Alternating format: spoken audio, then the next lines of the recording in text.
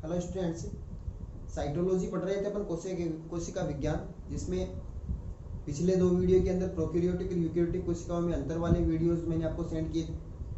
और उससे पहले अपन ने कोशिका भित्ति के बारे में पूरा कंप्लीट कर लिया था, यानी कोशिका की संरचना अपनी चल रही थी। कोशिका की संरचना के अंदर अपन कोशिका के अंदर बाहर से अंदर की तरफ हर एक स्ट्रक्चर को, हर एक संरचना का अध्ययन कर रहे थे, जिसमें कोशिका भित्ति का अध्ययन जो अपन ने कर लिया था। उसके बाद में कोशिका भित्ति के नीचे की तरफ कोशिका झिल्ली पाई जाती है, जो सभी कोशिकाओं में पाई जाती है। यानी कोशिका भित्ति तो केवल पादप कोशिकाओं में थी, जंतु कोशिकाओं में अनुपस्थित थी। मगर अपन बात करते हैं कोशिका झिल्ली की, तो कोशिका झिल्ली जो है वो तो पादप कोशिका हो चाहे जंतु कोशिका हो, दोनों के अंदर ही पाई जाती है। तो कोशिका झिल्ली के बारे में तो आज का अपना टॉपिक जो है उसका नाम है कोशिका झिल्ली, जिसको अपन इंग्लिश में सेल मेम्ब्रेन या प्लाज्मा मेम्ब्रेन भी कहते हैं। तो सबसे पहले तो बात करते हैं कि कोशिका झिल्ली और प्लाज्मा झिल्ली जो नाम है वो किस वैज्ञानिक ने दिया था। देखो, कोशिका झिल्ली जो नाम है वो नाम दिया था दो वैज्ञानिकों ने। कोशिका झिल्ली जो नाम है वो नाम दिया था दो वैज्ञानिकों ने, जिनका नाम है, एक का तो नाम है क्रेमर और दूसरे का नाम है नगेली। नगेली व क्रेमर नामक वैज्ञानिक ने सन 1855 में सबसे पहले कोशिका झिल्ली नाम दिया था। उसके बाद में अपन नाम बात करते हैं प्लाज्मा झिल्ली, प्लाज्मा मेम्ब्रेन या प्लाज्मा झिल्ली नाम किसने दिया था। तो प्लाज्मा झिल्ली जो नाम है वो दिया था प्लोव नामक वैज्ञानिक ने। प्लोव ने प्लाज्मा झिल्ली नाम दिया था और क्रेमर और नेगेली ने कोशिका झिल्ली नाम दिया था। अब अपन बात करते हैं कि क्या होती है कोशिका झिल्ली, इसका रासायनिक संगठन कैसे होता है, इसकी संरचना कैसे होती है। तो देखो, कोई भी अपन चाहे पादप कोशिका हो चाहे जंतु कोशिका बनाते हैं, तो उसकी जीव द्रव्य को घेरने वाली, उसकी पूरी की पूरी जीव द्रव्य को घेरने वाली सबसे बाहरी झिल्ली जो होती है उसको कोशिका झिल्ली कहते हैं। अपन सबसे बाहरी तो अपन कैसे बोल सकते हैं, जब जंतु कोशिका है तब तो सबसे बाहरी हो गई है। अगर पादप कोशिका है तो कोशिका भित्ति के नीचे की तरफ पाई जाने वाली झिल्ली हो गई है। ये पादप कोशिकाओं में सबसे बाहर कोशिका भित्ति हो गई है, तो कोशिका भित्ति के नीचे की तरफ कोशिका झिल्ली हो गई है। और अगर जंतु कोशिकाओं की बात करते हैं तो जंतु कोशिकाओं में कोशिका भित्ति पाई नहीं जाती है, तो सबसे बाहर की जो झिल्ली है वो कोशिका झिल्ली होती है, जो अंदर पाए जाने वाले संपूर्ण जीव द्रव्य को एक सुरक्षात्मक आवरण प्रदान कर रही है। ये कोशिका झिल्ली होती है। कोशिका झिल्ली की प्रकृति की बात करते हैं तो सभी कोशिकाओं की कोशिका झिल्ली जो होती है वो चयनात्मक प्रकृति की होती है। चयनात्मक पारगम्य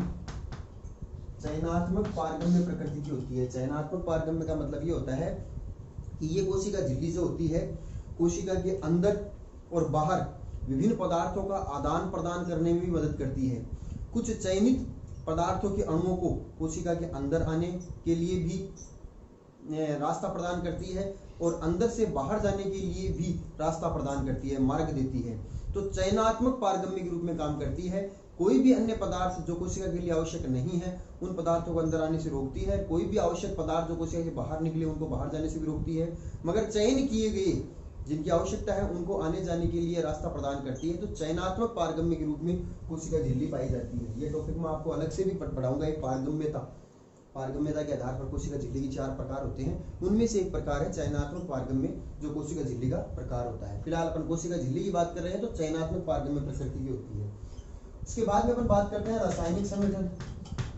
कोशिका झिल्ली का जो रासायनिक संगठन है उसकी बात करते हैं तो कोशिका झिल्ली जो होती है मुख्य रूप से किस किस की बनी होती है। वसा, जिसको अपन लिपिड कहते हैं, लिपिड प्लस प्रोटीन की बनी होती है। लिपिड प्लस प्रोटीन की बनी होती है ये, जिसमें प्रोटीन का जो पोर्शन होता है वो पोर्शन ज्यादा होता है, यानी लगभग 60% जो होती है प्रोटीन होती है और बाकी के बचे हुए 40% जो है उनके अंदर वसा या लिपिड पाए जाते हैं। इसके अलावा कुछ मात्रा में कार्बोहाइड्रेट भी होता है, वो अपन कोशिका झिल्ली की जब संरचना पढ़ेंगे उसके अंदर बताऊंगा। मगर अधिकांश चीजों की बात करते हैं तो कोशिका झिल्ली जो होती है वो मुख्य रूप से लिपिड प्लस प्रोटीन की बनी होती है। इसलिए अपन ये कह सकते हैं कि कोशिका झिल्ली जो है वो लिपोप्रोटीन की बनी होती है। दोनों नामों को अगर अपन ऐड कर दें तो शब्द बन गया है लिपोप्रोटीन, यानी लिपिड प्लस प्रोटीन। अब कोशिका झिल्ली के अंदर प्रोटीन जो होती है वो प्रोटीन की बात करते हैं तो मुख्य रूप से 2 प्रकार की प्रोटीन होती है। केवल प्रोटीन की बात करते हैं तो प्रोटीन जो होती है 2 प्रकार की होती है। एक तो होती है बाह्य प्रोटीन, बाह्य या परिधीय प्रोटीन, बाह्य या परिधीय प्रोटीन, और दूसरी जो होती है वो प्रोटीन होती है आंतरिक आंतरिक या समाकलन प्रोटीन, आंतरिक या समाकलन प्रोटीन, ये दो प्रकार की प्रोटीन पाई जाती है। दोनों को ये आंतरिक बाह्य नाम क्यों दिया जाता है वो कोशिका झिल्ली की संरचना में आपको मैं बताऊंगा। और लिपिड जो होते हैं वो कोशिका झिल्ली के अंदर लिपिड जो होते हैं मुख्य रूप से फोस्फोलिपिड पाए जाते हैं। फोस्फोलिपिड यानी फोस्फोरस प्लस लिपिड से बने हुए संयुक्त लिपिड होते हैं, ये फोस्फोलिपिड पाए जाते हैं। इसके अलावा बहुत सारी कोशिका झिल्ली के अंदर ग्लाइकोलिपिड भी होते हैं, मगर मुख्य की बात कर रहा हूं मैं तो फोस्फोलिपिड पाए जाते हैं। तो लिपिड तो फोस्फोलिपिड के रूप में और प्रोटीन जो होती है वो बाह्य और आंतरिक प्रोटीन के रूप में पाई जाती है। अब अपन बात करते हैं फोस्फोलिपिड की। प्रोटीन की संरचना तो अपन को सबको पता ही है।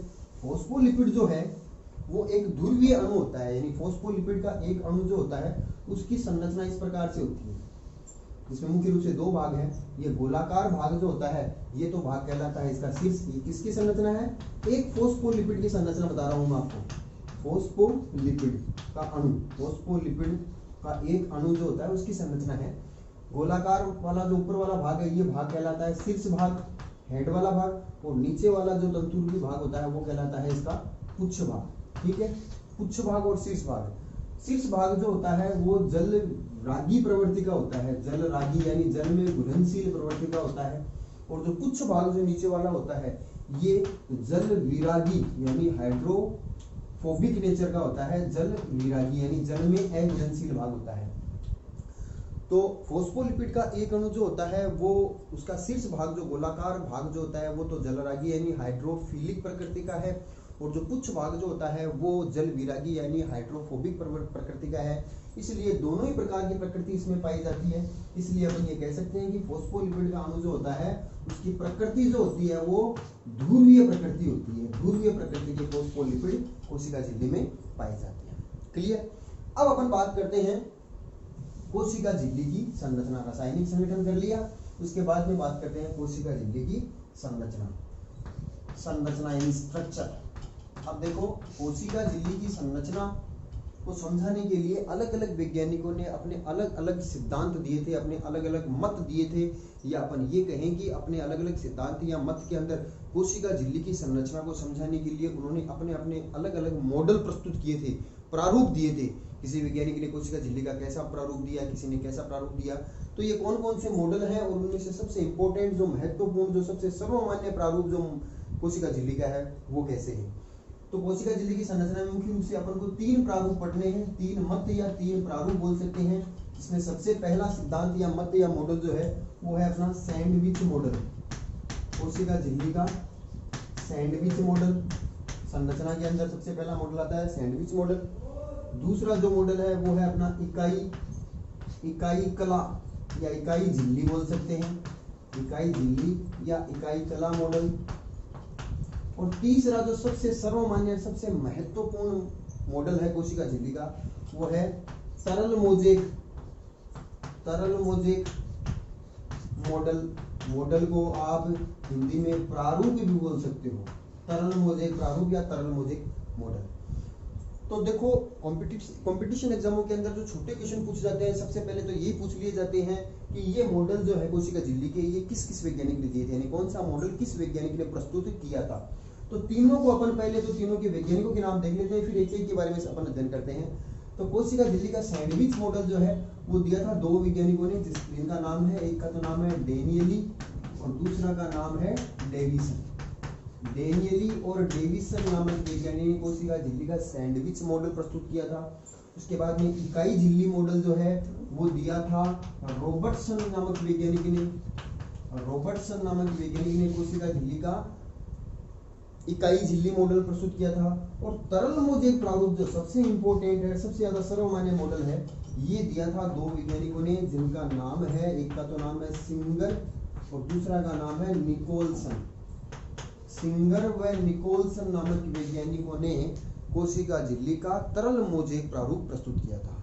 तो सबसे इंपॉर्टेंट चीज तो जो कॉम्पिटिशन में छोटे क्वेश्चन पूछे जाते हैं उनके अंदर यही पूछा जाता है कि किस वैज्ञानिक ने कौन सा मॉडल प्रस्तुत किया था। अब अपन बात करते हैं, एक एक मॉडल की बात करते हैं। तो सबसे पहला करते हैं कोशिका झिल्ली का सैंडविच मॉडल। कोशिका झिल्ली के सैंडविच मॉडल के अंदर कोशिका झिल्ली की संरचना उन्होंने सैंडविच जो होती है उसके समान बताई थी। सैंडविच के अंदर होता क्या है, ऊपर नीचे ब्रेड और बीच के अंदर पोटैटो आलू का जो मसाला होता है वो होता है। तो इन्होंने जो ऊपर नीचे ब्रेड होती है उसकी तो तुलना की है प्रोटीन से, यानी ऊपर और नीचे प्रोटीन की परत होती है, और बीच में जो मसाला अपन भरते हैं उसको उन्होंने फोस्फोलिपिड से तुलना की है। यानी बीच वाले भाग में तो फोस्फोलिपिड के 2 स्तर पाए जाते हैं, फोस्फोलिपिड के भी 2 स्तर, लिपिड के 2 स्तर पाए जाते हैं, और दोनों स्तरों के ऊपर और नीचे प्रोटीन की परत पाई जाती है। इस प्रकार से जैसे सैंडविच होती है उसकी संरचना के समान कोशिका झिल्ली को इन्होंने बताया। तो उन्होंने किस प्रकार बनाया कि 2 परत जो होती है वो तो फोस्फोलिपिड की है, द्विस्तर। तो एक स्तर इस प्रकार से बना रहा हूं मैं, ये फोस्फोलिपिड हो गए, बहुत सारे फोस्फोलिपिड एक स्तर के रूप में ऐसे इकट्ठे हो गए, ठीक है, ऐसे, जिसमें शीर्ष वाला जो जलरागी भाग है वो ऊपर की तरफ है, बाहर की तरफ है, और दूसरी जो परत होती है जस्ट इसके नीचे की तरफ, उसमें भी शीर्ष वाला भाग बाहर की तरफ रहेगा ऐसे। ये फोस्फोलिपिड जो है वो इस प्रकार से 2 स्तरों के अंदर व्यवस्थित हो गए, ये फोस्फोलिपिड के द्विस्तर हो गए, ठीक है। अब ये तो बीच वाला भाग हो गया जिसमें फोस्फोलिपिड के द्विस्तर है, ऊपर और नीचे प्रोटीन के स्तर है, यानी ये प्रोटीन के अणु हो गए, ऊपर की तरफ स्तर हो गया प्रोटीन का, और नीचे की तरफ भी प्रोटीन का एक स्तर हो गया ऐसे। समझ में आ गई बात? तो ये तो ब्रेड वाले तुलना कर दो, ये नीचे पोटैटो वाला अपना जो मसाला हो गया वो हो गया। तो ये तो हो गई अपनी प्रोटीन, ऊपरी प्रोटीन स्तर, प्रोटीन स्तर, और नीचे वाला जो है ये भी प्रोटीन स्तर, और नीचे बीच के अंदर जो है ये क्या है, फोस्फोलिपिड, फोस्फोलिपिड, फोस्फोलिपिड का द्विस्तर, 2 स्तर हो गया ना ऊपर और नीचे, फोस्फोलिपिड का द्विस्तर बीच में हो गया। अब अपन बात करते हैं कि इन्होंने कोशिका झिल्ली की मोटाई कितनी बताई है। इन्होंने कोशिका झिल्ली की मोटाई है वो लगभग 70 से 85 एंगस्ट्रॉम तक की बताई है, जिनमें इन्होंने किस भाग की, किस स्तर की कितनी मोटाई बताई है। देखो इन्होंने प्रोटीन स्तर जो है उनकी मोटाई बताई है लगभग 20 से 25 एंगस्ट्रॉम, यानी एंगस्ट्रॉम के अंदर मोटाई बताई है 20 से 25 एंगस्ट्रॉम ऊपरी प्रोटीन स्तर, और नीचे वाला जो प्रोटीन स्तर है उसकी भी मोटाई बताई 20 से 25 एंगस्ट्रॉम की, और बीच के अंदर जो फोस्फोलिपिड का द्विस्तर है इसकी मोटाई बताई इन्होंने 30 से 35 एंगस्ट्रॉम, ठीक है। तो अगर निम्न सीमा को जोड़ते हैं अपन तो 70 हो गया, और उच्च सीमा को जोड़ते हैं तो 85 हो गया है। यानी कोशिका झिल्ली की पूरी मोटाई इन्होंने कितनी बताई है, लगभग 70 से 85 एंगस्ट्रॉम तक की मोटाई होती है। समझ में आ गई बात? यानी ये संरचना क्या है, ये कोशिका का चित्र बनाते हैं अपन, तो कोशिका के अंदर ये कोशिका झिल्ली बनाते हैं, झिल्ली को जूम करके देखते हैं तो अंदर किस प्रकार की संरचना होती है। ये संरचना किसने बताई है, सैंडविच मॉडल में डेनियल और डेविसन ने। उसके बाद में दूसरा मॉडल जो कोशिका झिल्ली का जो है उसकी अपन बात करते हैं। कोशिका झिल्ली का दूसरा मॉडल प्रस्तुत किया था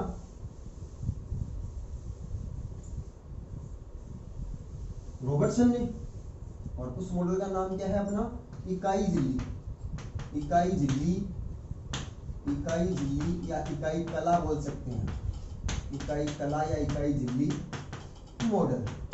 किसने दिया था, रॉबर्टसन नामक वैज्ञानिक ने यह मॉडल दिया था। इस मॉडल में उन्होंने क्या बताया, इन्होंने भी बिल्कुल सैंडविच मॉडल के समान ही कोशिका झिल्ली की संरचना बताई थी कि लगभग 75 से 80 एंगस्ट्रॉम इसकी मोटाई होती है। यानी बीच का रेशियो ले लिया कि 75 से 80 एंगस्ट्रॉम कोशिका झिल्ली की मोटाई होती है।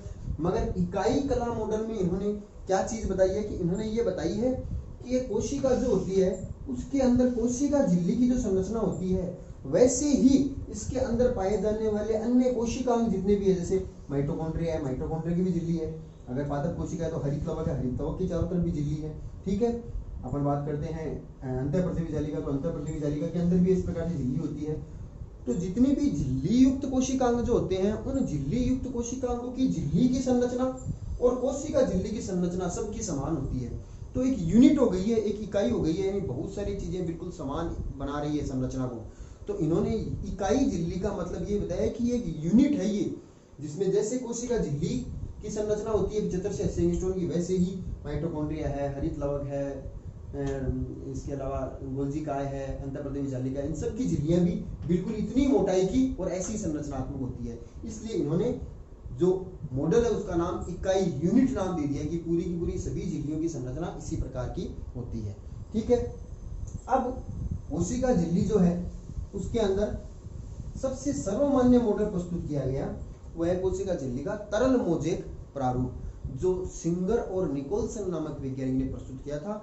जो सबसे महत्वपूर्ण जो मॉडल है कोशिका झिल्ली को समझाने का, कोशिका झिल्ली को विस्तृत रूप से समझाने का सबसे महत्वपूर्ण, सबसे सर्वमान्य मॉडल तरल मौजिक प्रारूप है जो सिंगर और निकोल्सन ने दिया था, उसको अपन अगले वीडियो के अंदर करेंगे क्योंकि वो थोड़ा सा बड़ा कंसेप्ट है और उसी के साथ में अपन कोशिका झिल्ली वाला टॉपिक भी पूरा कर लेंगे, कोशिका झिल्ली के कार्य भी उसके अंदर शामिल कर देंगे। तो आज की वीडियो में कोशिका झिल्ली के बारे में बेसिक संरचना अपन पढ़ी, जिसमें अपने 2 मॉडल कर लिए हैं। अगला एक मॉडल और कोशिका झिल्ली के कार्य अगले वीडियो के अंदर करेंगे अपन।